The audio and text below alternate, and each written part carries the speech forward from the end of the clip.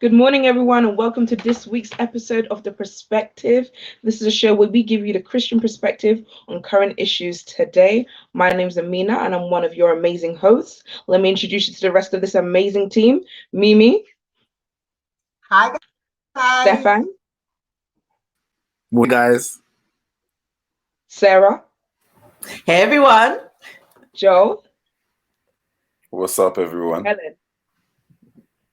Hi everyone. Good morning, good morning, good morning. How you all doing? Good morning. Everybody cute. Y'all look cute. It's true. I'm liking it, Sarah. I'm liking the earrings. I like the afro, like that is a slip on. Thank you. Guys, it's been a really What hot about week. the guys? You don't get no love, no? Oh, No, sorry the guys. beard is really showing them. That's like an alpha male kind of thing going on. Like, yeah. Love the beard, guys.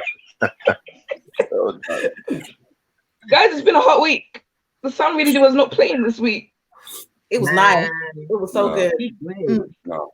But Sometimes you I'm need the hoping fire. we're gonna bring some of that heat to today's discussion, right? Okay. Right.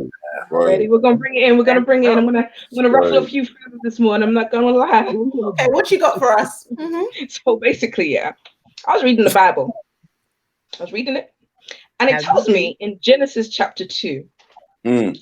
that when Adam saw Eve, What there happened? was no questioning. There was no amen and out. He just saw her. And he declared, remember, he declared that this is the bone of my bone and the flesh of my flesh. Instantly, relationship was formed. It was formed. It was formed. It seems, it really does seem like today, that kind of thing doesn't happen anymore. Whenever you hear about relationships, you hear some people like, yeah, it's good, it's all great. Some people like, no, it's bad, we can't do this anymore. And then you get to the damn right ugly. My God. So this morning, we're going to discuss the good, the bad, and the ugly of Christian dating. Oh, yeah, you know, it's right from the beginning. Don't be hot. And I'm going to throw it right out. I'm going to throw it right out there, yeah? Which sex experiences the bad and the ugly more? Women. Definitely women. I'm going to agree with Sarah because I ain't heard any crazy story from no guy. Thank I can you. tell you hundreds from different women. Thank There you. are definitely stories from guys too. Really? Thank you, Helen. Really? I don't know about that one. Thank Listen, you. TikTok, the time is going. Can you let me know the stories? No, I didn't think so. Okay, now let me tell you about the ladies. I said I'm going to stand up for ladies today. I'm going to Okay. stand up for ladies because Christian women lives matter. Their sanity, their brain matter. Christian guys got Christian women going to psycho care just because of love. It's not supposed to be. Yeah. It's not supposed to be. Look at this, right? Now, honestly, I'm sitting there and you're hearing stories of people literally. This is like literally a consistent story in so many Christian women's mouth. I'll be dating a guy. This is the boyfriend. And then suddenly, in fact, suddenly he introduces you to his fiance that he's about to marry. But we've been dating for so long. We've been dating. You've been like, I felt the vibe. Like, you were mine. I was Mrs. Hello, Smith. Yeah. Wow. And then you're gonna bring Stephanie to my face and tell me that this is your fiance? Wow. Wait, Guys. did you caught Stephanie or was it the one inside the church? Because that's another No. one. Whoa. True. No. There's the one, the wife that was imported versus the one that was the one that we Guys, thought I was trying to be on your side, but sorry I'm guys. I'm sorry. He's setting the ladies free. This is Don't a worry. Guys, this is is it Wrong difficult today. to choose who you want to marry?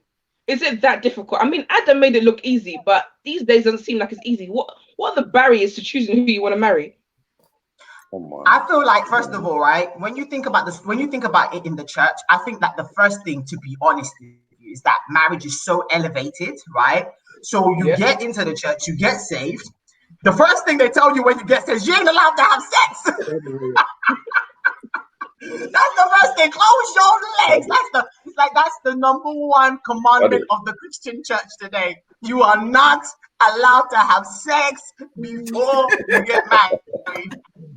And so you get every single woman's mind thinking about marriage. Yeah. Right? Literally, like I remember getting saved, right? And every woman, like, every boy that passes is like, is that gonna be my husband? Is that gonna be my husband? Is he my husband? And you got this radar, maybe like hoping that one day he's gonna stop at you and gonna be like, yes, I pick you.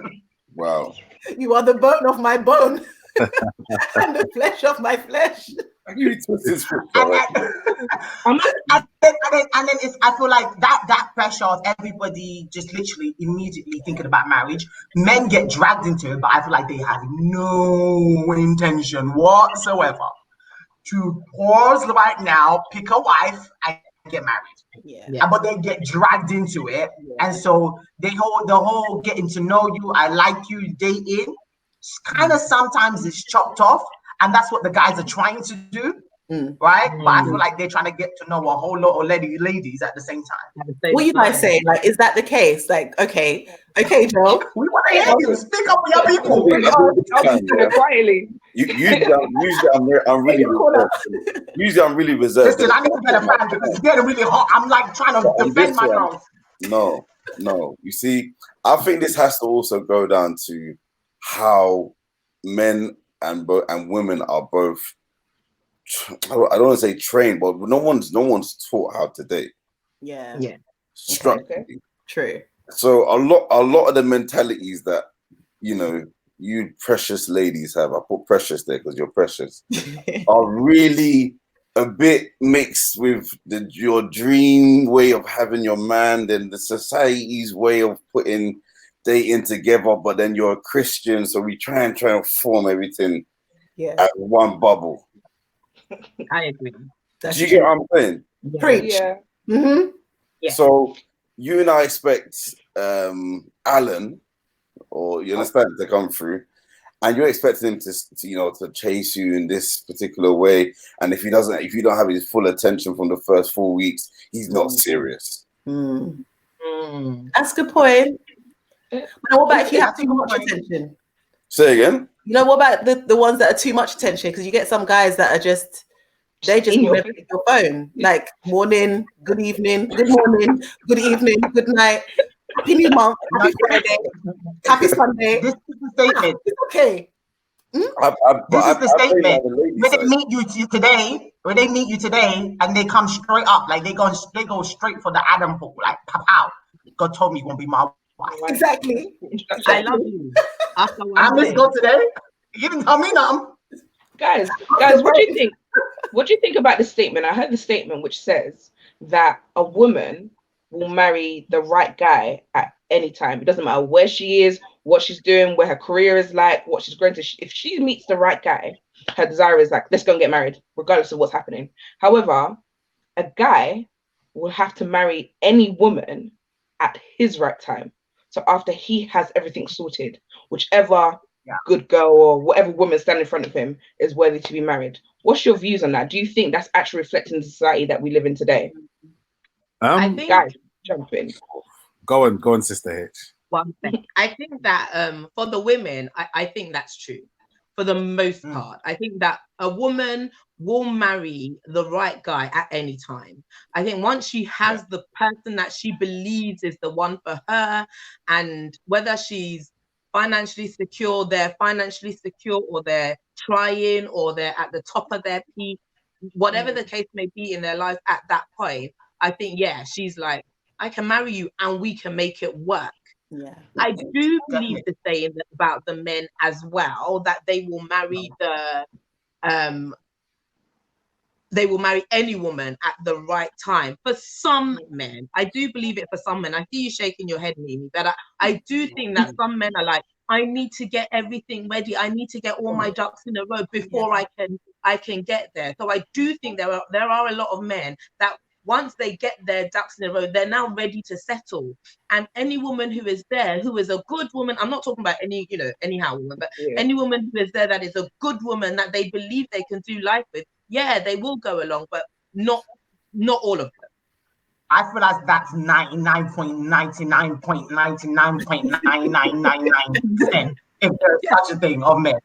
Like there is, I don't think, right, you'll be sitting there, and the funny thing is, like, my husband now, right? He will speak to like single people, single guys, and he'll be like, "What you waiting for? Like, this girl is trying, brother, right?" And he will say things like, you know, the funny things. He's like, he wishes he got married earlier because he really believes that there's certain doors that don't open until you get married. Like, he feels like there is a covenant over marriage. And so where men are like, he's going back trying to tell men this, like, where he's waiting for all his monies to be together, because there is this thing of, obviously, you are the head of the home. That's the message that is drowned in the Christian in church, right? You are the head of the home. And so in their mind, immediately, head of the home doesn't really encompass so many things other than provider of the home.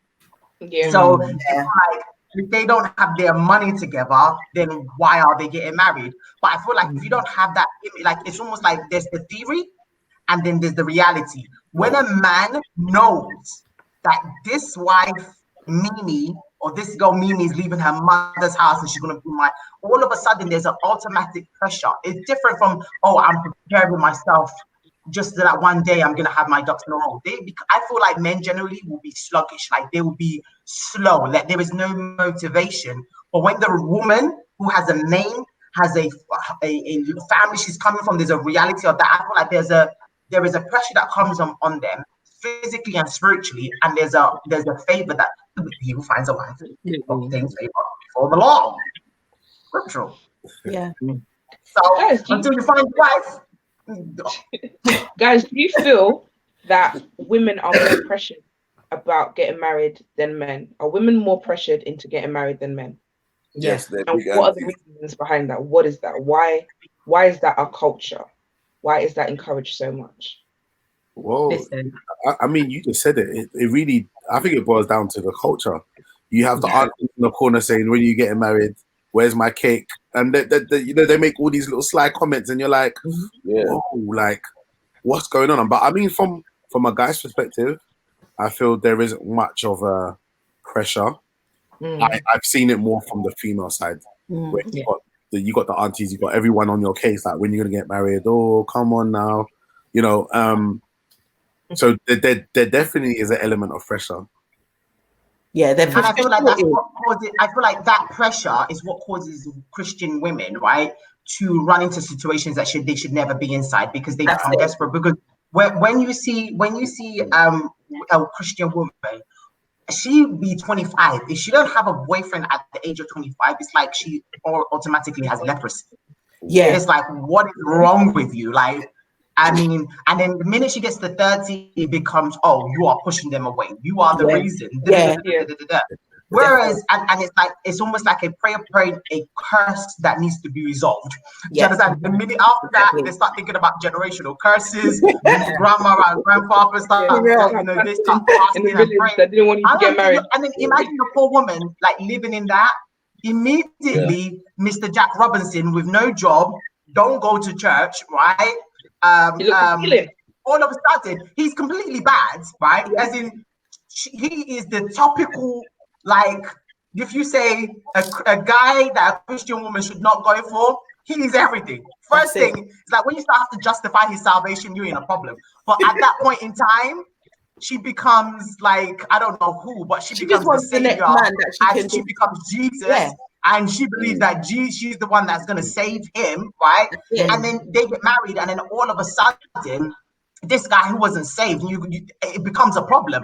And so, or they get into a relationship where literally, if you hear so many people in marriage counseling, a lot of the things were visible in courtship. But I feel like the contribution, you ask yourself, so why did you get married?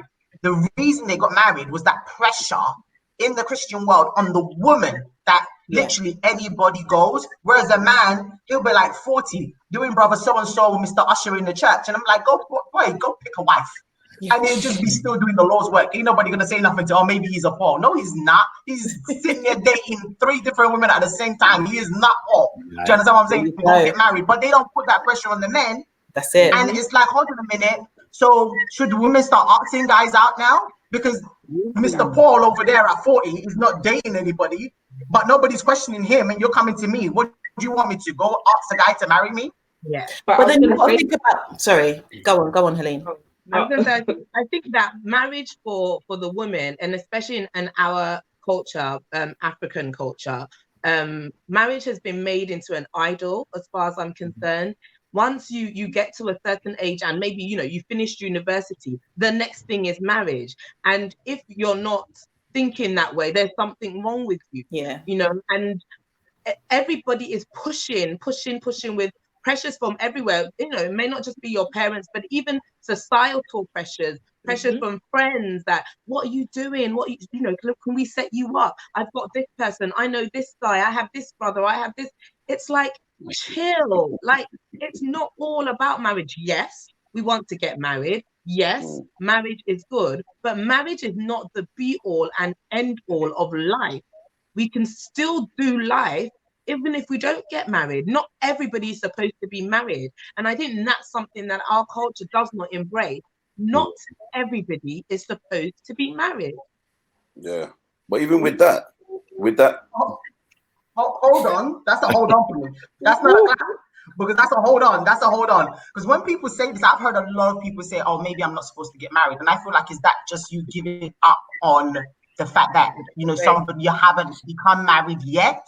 Because I feel like when people say, oh, I'm not supposed to get married, but every single person, right? But then, because everybody, if you're still thinking about sex, you're still thinking about and that you want to have sex with somebody, if you're still thinking about marriage and the possibility of marriage, then I feel like, really and truthfully, you're just brushing something under the carpet or putting your head under the sand with the statement, oh, not everybody's supposed to get married. Because I feel like the people who are genuinely called to marry, or to being like separate and not marrying, like Paul in the Bible, I feel like there's a grace upon it. They have no desire. They feel like, in fact, that it be a burden on them and the woman to get married. So they are making that deliberate choice to say, this is not even something that I desire. But if I feel like, if you desire it and then you're pretending it, so just so that you can be like, oh no, marriage isn't an idol, then you're kidding yourself, because then all you're doing is burning with lust. And didn't the Bible say, don't burn with lust, just get married?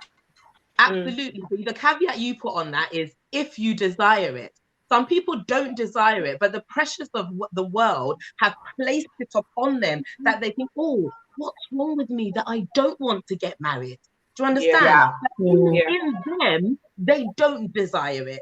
And I'm not talking about me per se, but I'm just saying there are some people who don't desire to be married. But when they look around at everyone, and they look around at what they see on social media nowadays and what people are saying, they're like, gosh, I need to get married. Marriage is it. Marriage is the next goal after education. Marriage.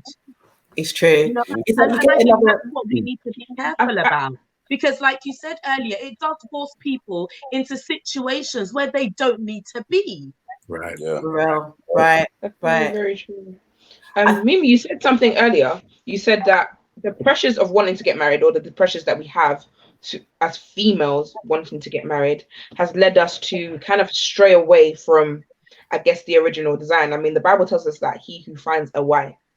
We've got a lot of females now finding their husbands because they just tired of waiting, or tired of someone to be picked. So you made a comment like, oh, should girls be asking out guys now? I'm gonna take this one a little bit further. Is it okay for a female to propose to a man? No. No. Well, let me tell you something. Yeah, listen, I don't know about no female. Everybody have to face Jesus for themselves. But thank God, you see this, right? But I would rather, and God knows this, I would rather be single, right, till my death, than ask a man to marry me.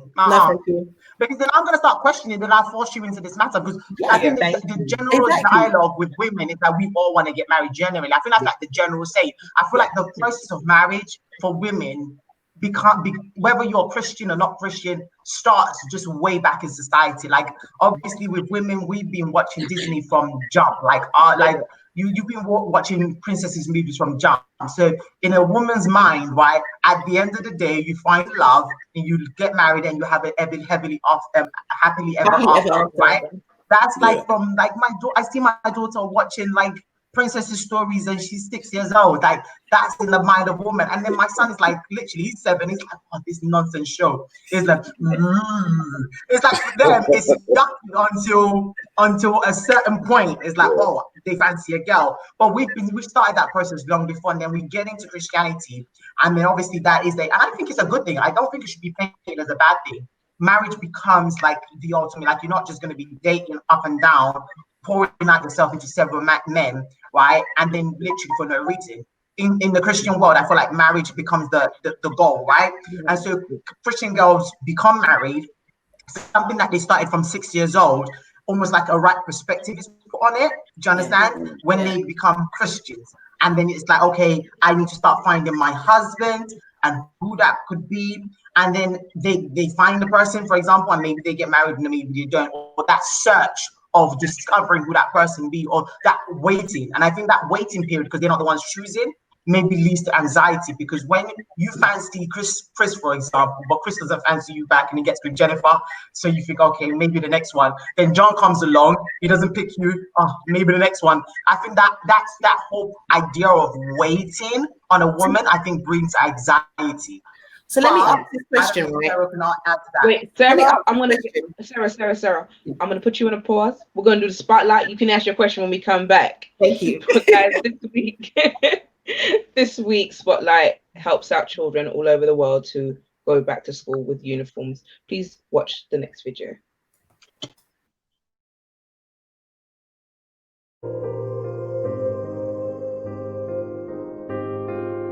My skirt was getting small to me. My shirts and my shoes were getting old. So it's a big, important thing. Going to school has changed my life, because if I was not going to school, the things that I know now, I wouldn't have known them. That, for example, what do I want to be when I grow up? My biggest dream that will make me do anything is to be a singer. Yes, I believe that I can change my community, because I think my songs will be attracted with the things that are happening in the earth. And I think my song also will encourage people to do the right thing.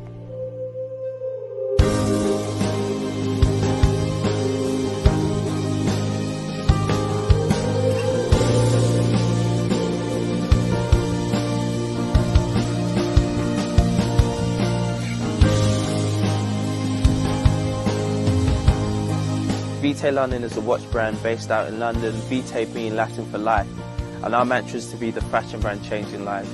So with each watch we sell, we actually help support a child through education in South Africa. With the children we support, education is actually free, but a lot of the time they lack the basic resources in order to get to school. So whenever we sell a watch, we support children with 2 sets of school uniform, a pair of shoes and a school bag to get to school every day for a year.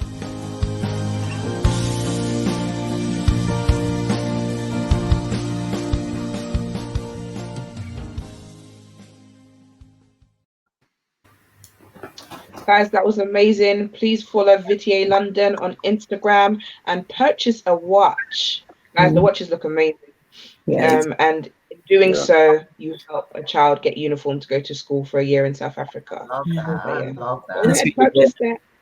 And men like their watch. Okay. What was that? Sarah, you were saying before we took a break. Okay, yeah. What was your question?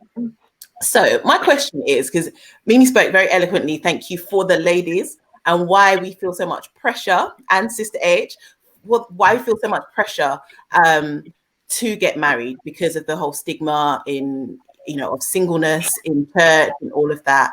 And then why we feel like the waiting game can be a bit fraught.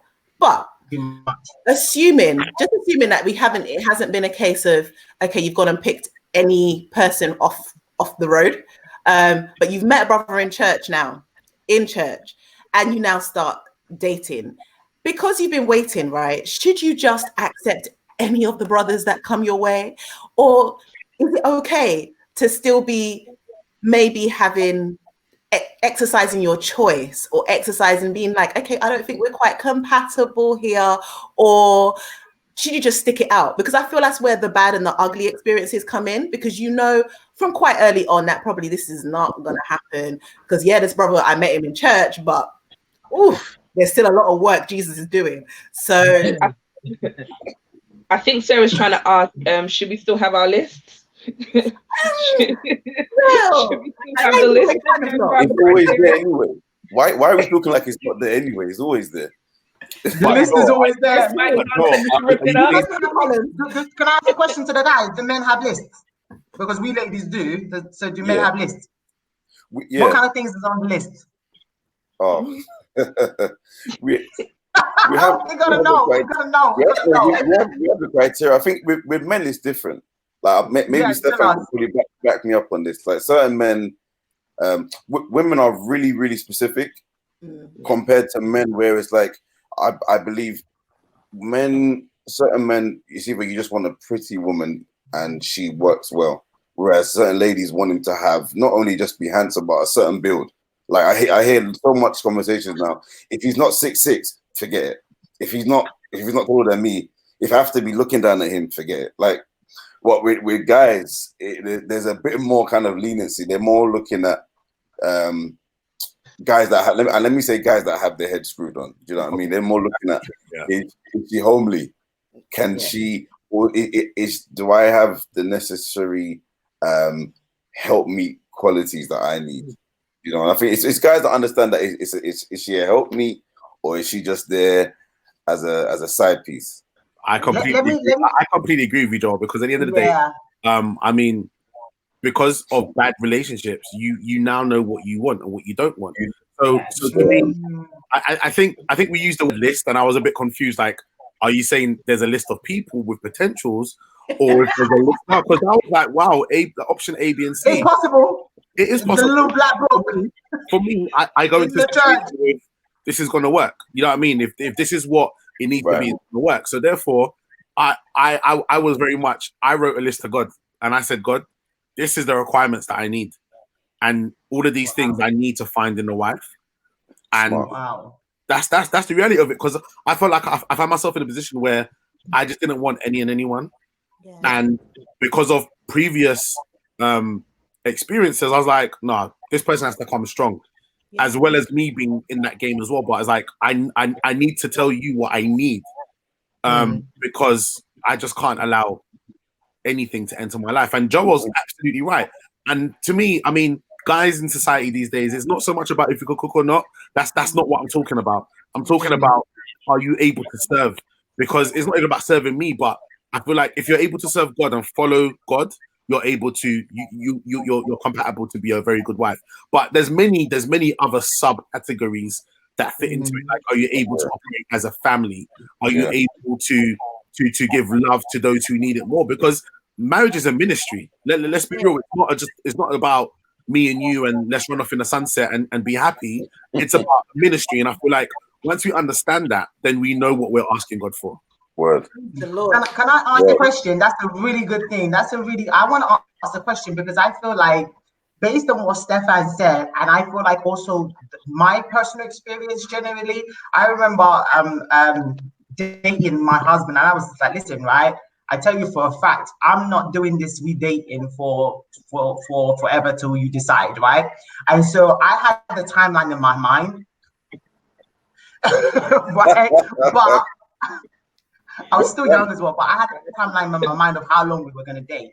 And I remember getting so frustrated, and then the Holy Spirit speaking to me saying, well, if you want to, this is literally the Holy Spirit to me though, if you want to get married, you want him to propose, then shut up and begin to behave like a wife, right? Exactly. And it's like, literally, I now almost like switched my mindset from just being meanly free-spirited to begin to almost show myself that, okay, I am teachable. I can be submissive, right?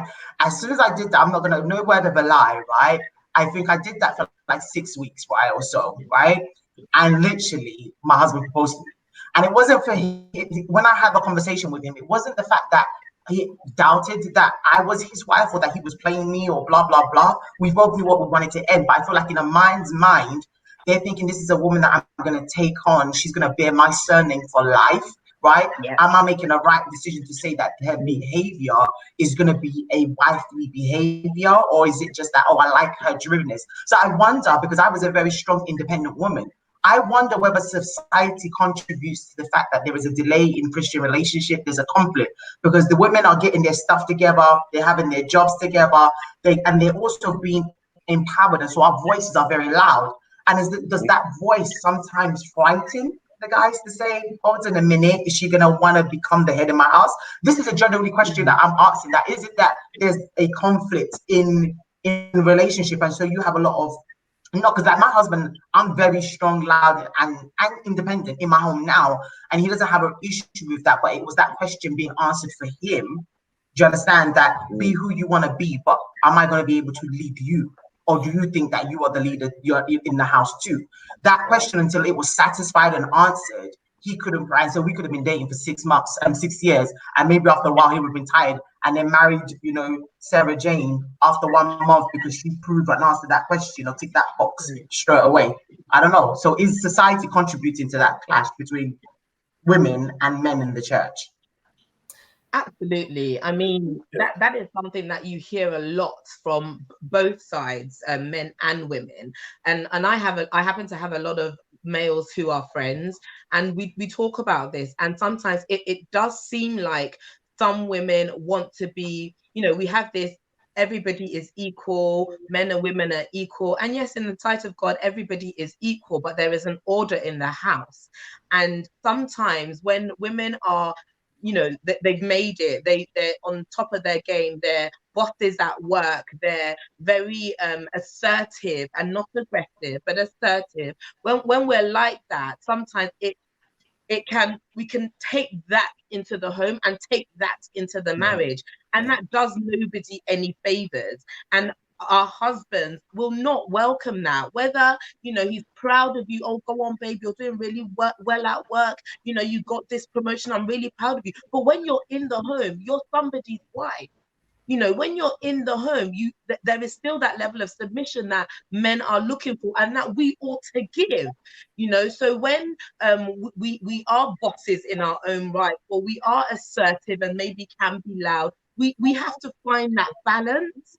And sometimes we're just not doing a good job of that, ladies. And I speak for ladies a lot as well, but I think we have to really open our minds and be mindful of what is going on. Society has put a lot of pressure on us to do for ourselves, because a lot of the time some men have not been doing for us, and so we've risen up. We're getting the good paying jobs. We're able to pay our own mortgages. We're able to put our children through private school all by myself. That's it. But once you're in the union, you've got to now remember that, well, I can do it, but I don't have to do it. Come on. Yeah. Wow. I think even wow, that in itself, I love that statement. I can do it, but I don't have to do it. Right. Wow. It's almost like allowing the man to be the head. Almost like allowing him to be a leader, allowing him to also fight, because he's not going to be born a leader, but allow him to find that voice and take that role, and having the wisdom to step back when necessary. That's so powerful. I can do it, but I don't have to do it. Like, how do we as because remember, we're talking about dating, so that's like showing up when you're married or there. But how do you, even as the strong independent ladies at whatever age, how do you not show that to, or put that off, put potentials off, because they're seeing you as this, right? And you're thinking, you're like, you have this mindset of I can, but I don't necessarily have to. But until that brother comes and steps to you and you start walking together, he would never see that side of you. He would only ever see what's being projected as the boss lady, Well, I feel like if you're dating, just to contribute to what Sarah said, I heard a statement one time of a girl that was doing well, and then somebody stepped up to her and said to her she needs to change her car, right? Because her car would be intimidating to the guys. And I was like, change my car? Are you drunk?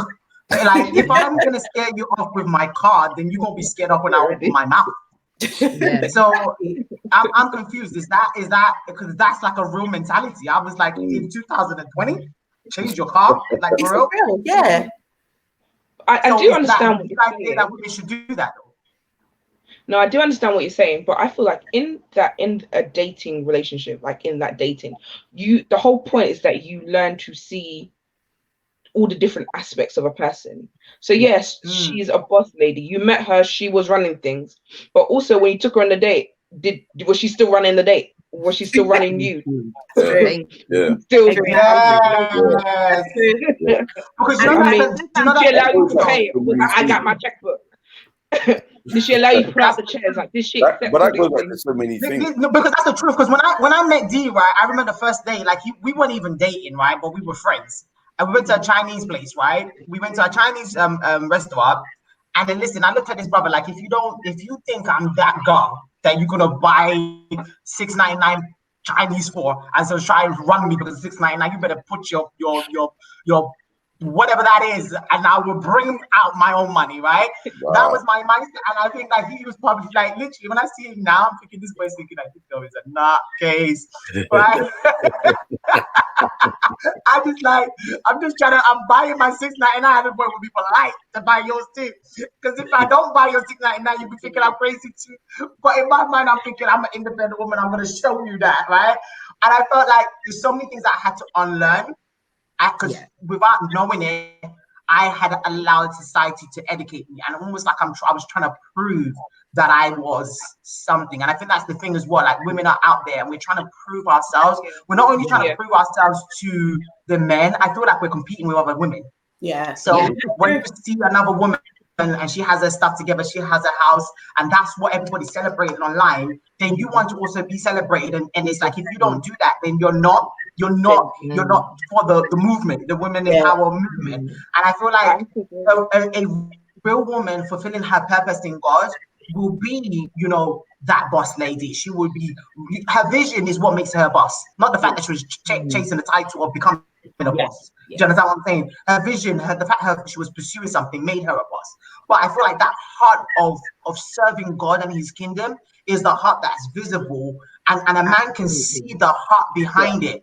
And that speaks loudly, because when you're like, oh, I'm doing this because God told me to do this for it, and you hear the vision of why she's pursuing that, not because of the fact that she has like an ego, something. And I feel like the guys don't actually really care, and they even become a part of driving you to do what you say that God has called you to do. But I feel like because God is not the voice in how women are behaving, society is the voice, then I feel like society's kind of raised some monsters that men are scared of, because they don't feel like they can cope with that in their house. And that's why I feel like most of them get a bad rep, because they don't. Now they've been talking to Jane, right? Really desperate of making, I don't know where I get all these names from, right? It's nobody, guys. But they've been talking to Jane, and they really fancy Jane. They really fancy her. They like what she like looks and but they can't get past that level of, this girl appears arrogant, and I don't think I'm going to be able to control her. Like, every time I speak, she wants to speak. Everything is a debate and argument. So they can't push past that. They've tried and tried. That's probably why they were talking to you for 3 months, 6 months. But then after a while, they just kind of gave up. And then they went to, Rebecca, who was like, okay, I'm going to pour water for your camels and you too. You understand what I'm saying? And that's there. Like, I'm just going to add real quickly.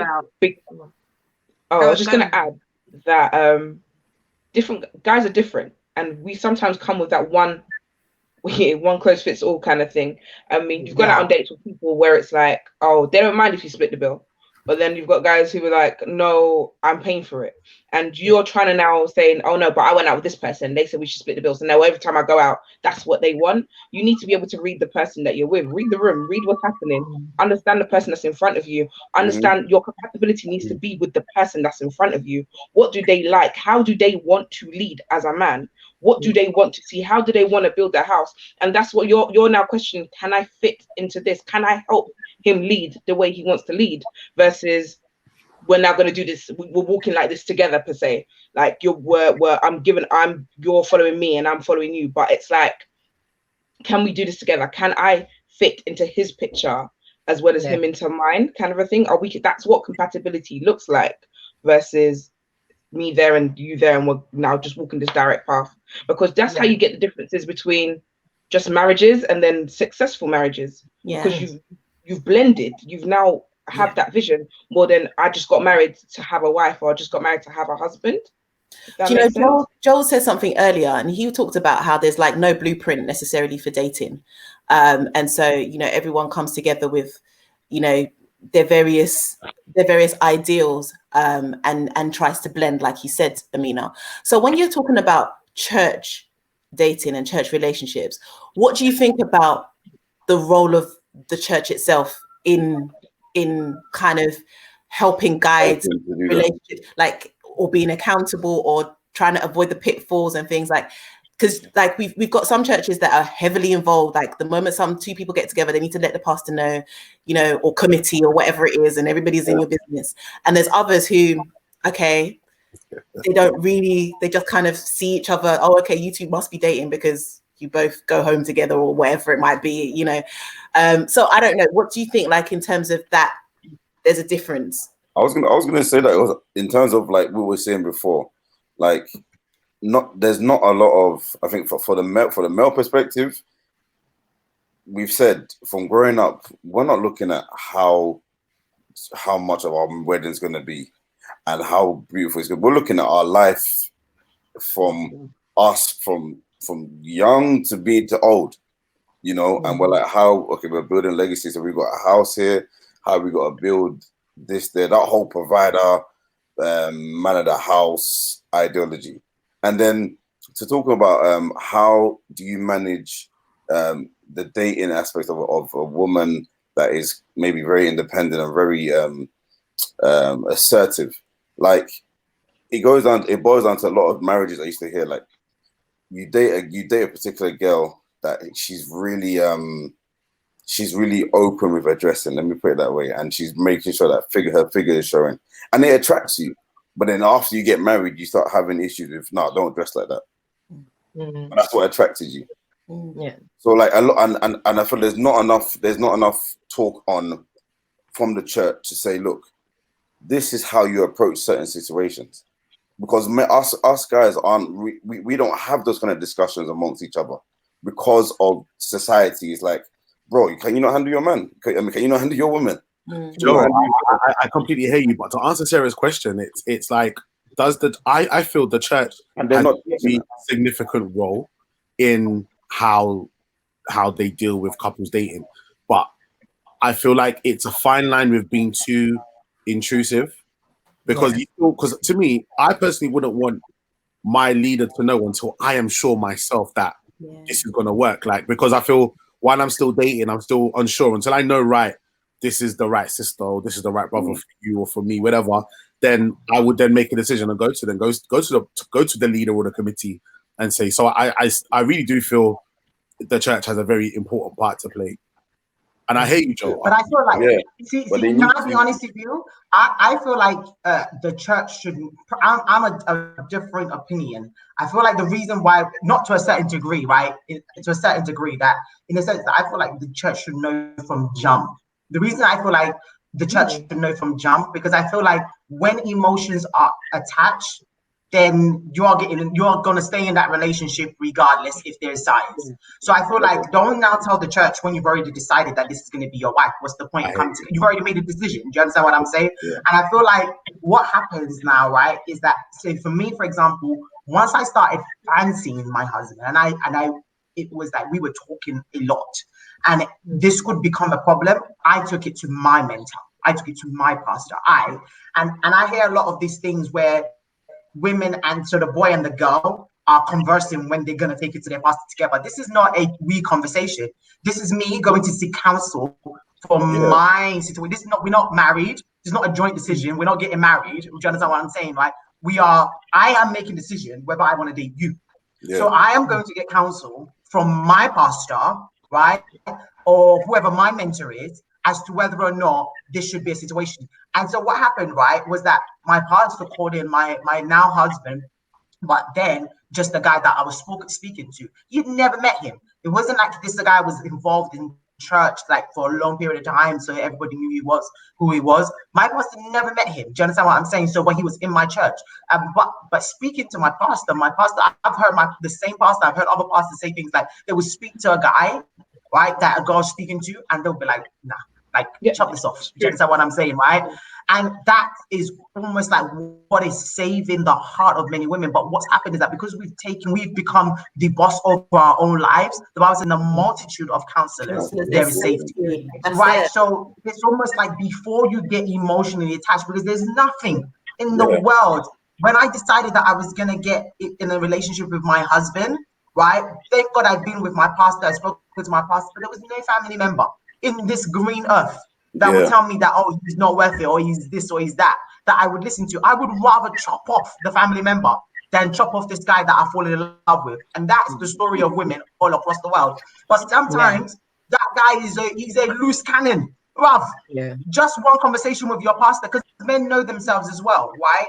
One conversation with your pastor, right? One conversation with somebody that's already been through that line, we're able to signal different things, and they'll be able to ask questions that if you can't provide answers to, you guys will begin to think about. For example, imagine somebody saying, "Oh, I'm getting a relationship, but I live in Japan," and you want to get in a relationship, but because you guys are so in love, nobody has even ever thought of asking the question, "Are you going to move to England, or are you going to move to Japan?" And so literally, you guys get into a 3-year relationship, and then want to bring up, "Are we going to move to Japan?" And everybody's looking like, "No, I thought you were going to come to the UK." Where if you're just going to ask an outsider, they will have helped you resolve that from the beginning. So if you said Japan and you said UK, both of you have gone your separate ways and kept your peace from the beginning. But that's where a lot of the bad happens, because we don't have any counseling that helps protect the integrity and the heart of individuals. When genuinely, and this is why women will get married to a man, and then all the exes will be like, "Oh, he's bad, he's bad." But he's not bad. You just decided not to protect yourself. And so he dealt with you how you allowed yourself to be dealt with. And I think that's where counseling and mentorship comes from. Because if a man meets a woman where he sees her dad, and your dad doesn't have to be your physical dad, but he sees that you have a covering, he'll begin to act up. And if he has any mad intentions, even he will carry his load and go to a different, it's almost like a crook. If somebody wants to scam you, but they see all your security guard around you in terms of all your cyberware, they leave your computer and your bank account and they go to the next one. But they've come to your bank account. You don't have no spyware, no nothing. It's like, welcome, 3 day. Free for all. Come and enjoy it. And so some girls literally have had Christian criminals. I don't even call them Christian, but they've had criminals in the love department scam their life. Scammers. Scammers. Deliver us.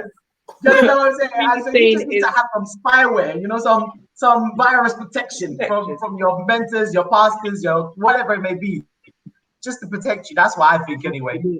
No, what Mimi's saying is correct. It's very correct. In terms of spiritual leadership, I'm going to throw it out there in terms of making sure that you, like, if you are in a position of leadership, if you're in a position and you're mentoring other people, you too keep your eyes open, because what's happening is people know the truth about some people and they're like, oh, okay. And then later on, when we're like, oh, he did this, he did that. And then it's like, oh yeah, but we knew, we just didn't think. What do you mean? Listen, I said, I was in a situation where, it was a really bad relationship, and everyone was like, oh yeah, we knew. So I'm looking at you as a leader, as the women's leader, and you knew about this. Why didn't you tell me? Oh, we just didn't know how. What do you mean? You've put someone in a position of danger because you didn't want to talk bad about whoever the other person was involved. Your position as leaders is always to protect your sheep, your people that's underneath you, and make sure you put yourself in that position to do so, no matter how hard it is. Even if, and I know you might say, like, when you're dating for 2 years, it might be hard, but it was better that they dated for 2 years and broke up than they're now in a relationship and now they're fighting and this is happening and this, and everyone's like, oh well, we knew. That's not correct. Not correct at all. But Anteline, you're gonna make your point?